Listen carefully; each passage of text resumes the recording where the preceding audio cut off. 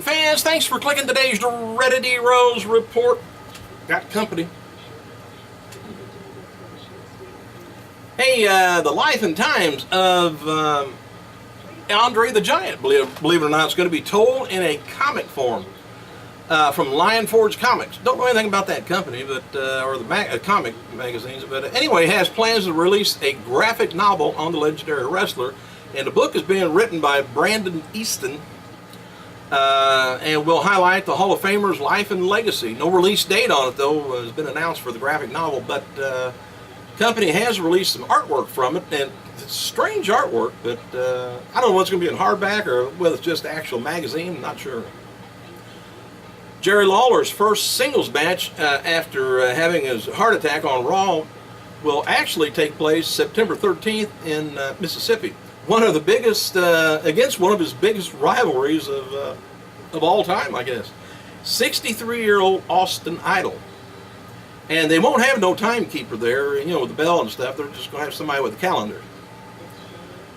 WWE taped the following matches for tonight's SmackDown. CM Punk taking on Fandango. Rhodes taking on Swagger. Sin Cara taking on E. Langston. Caitlyn taking on AJ for the title. Christian versus Randy Orton versus Rob Van Dam for a title shot at the World Heavyweight title.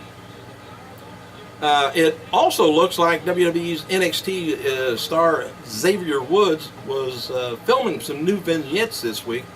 He posted on Twitter. But I guess the vignettes is going to be for, I don't know what's going to be SmackDown or Raw, but it looks like it might be. Am I talking too loud? Where's my breath? Anyway, it looks like he's on his way up to the main roster, I guess. WWE Rosa Mendez was in attendance for last night's NXT taping down in Florida, and she's going to be doing a meet and greet at next Thursday's show if you live down that way. And if you live this way, Mark Henry's teaming up with Gate Ministries, Christian Ministries, and PressForward13.com in Texas for a back-to-school bash on Saturday, August 10th from 10 a.m. to 3 p.m. at the Hernandez Middle School in Round Rock, Texas. Never heard of that place, but Henry's going to be putting on a weightlifting exhibition. That'd be interesting. And former WWE star Harry Smith turns 28, while Jim Anvil Neidhart turns 57, if the court will allow him. Former WWE star Maxine, rather diva, I guess, Maxine, announced on Twitter that she's signed with Anami Film to star in a new TV series called The Cell. She's going to go to El Paso next month for the filming. Maxine's going to be playing a character named Garcia, an ass-kicking member of the Elite Fighting Force. Ooh. And Goldberg, in another interview, mentioned that if he had his choice, he would love to wrestle The Undertaker. I'd kind of like to see it myself. It's also been widely speculated Dwayne "The Rock" Johnson lost to his nemesis, John Cena at WrestleMania 29, may have been his final time competing in the inside the wrestling ring. While Johnson has no problems with it possibly being his last match, he's not ruling out a return to the squared circle, though. He said, "I'd like to leave it open, but if I'd never wrestle again, I'd be very content with that," he said, Johnson to the Providence.com. While on the set of filming the season finale of TNT's Hero. Winning or losing never really actually mattered. The whole idea was put on a great match. Got injured in that match. Still was able to walk out on my own. I was more happy about that. I don't know. We'll see. Johnson also remarked on how the host of the how the host of the Hero, he has to deal with contestants and their emotions. He's not used to people having any kind of an emotional side to them, I guess. All right, mixed martial arts artist Tito Ortiz, of course, I guess you probably know it by now, has been announced to appear next Thursday episode of Impact Wrestling after being revealed last night on the show that he was the person behind August 1 Warning. The official website of TNA Wrestling teases Ortiz may explain his motives on the show. Also tapped for the show as World Heavyweight Champion contract signing between Sabin and Bully Ray. Sabin and the main event Mafia partner of his choice, taking on Team 3D, and 3 Bound for Glory series matches coming up. And Dixie Carter, she answered more on Ask Dixie on the TNA website. Said one fan asked about whether TNA video game, if there's another one coming, and if the company would ever sign Bill Goldberg. Her response was, "I hope so.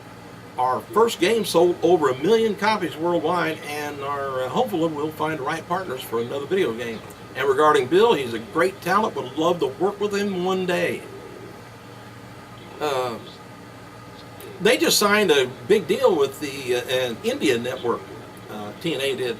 And I can't remember the name of the network, but it's not that Ring King deal. I don't know whatever happened with that. They just kind of did a series of that with Jeff Jarrett, and that's when his wife went over with him.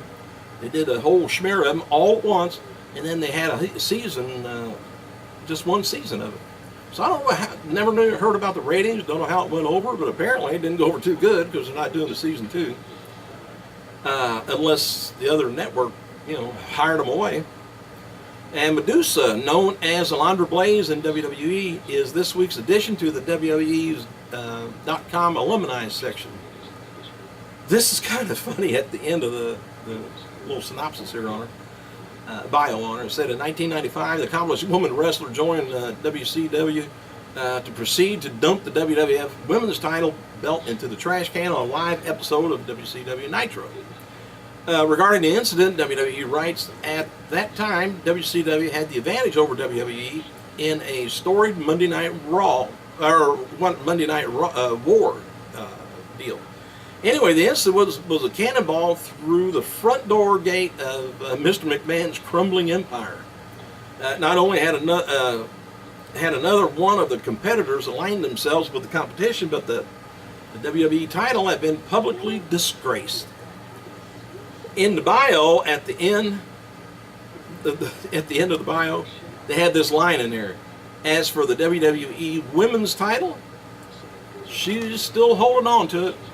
Now I think last year, maybe a year or 2 ago, I think it was last year, she mentioned about coming back, and she would actually put the title on the line if WWE wanted her to. So I don't know whether WWE kind of backed off from it or what the problem was, but she was, willing to give it up, and most likely probably lose it and then we'd have another title belt for the Divas. Which, if we had enough Divas, I wouldn't mind seeing the Diva Tag Team, Diva, title if you want, and the women's title out.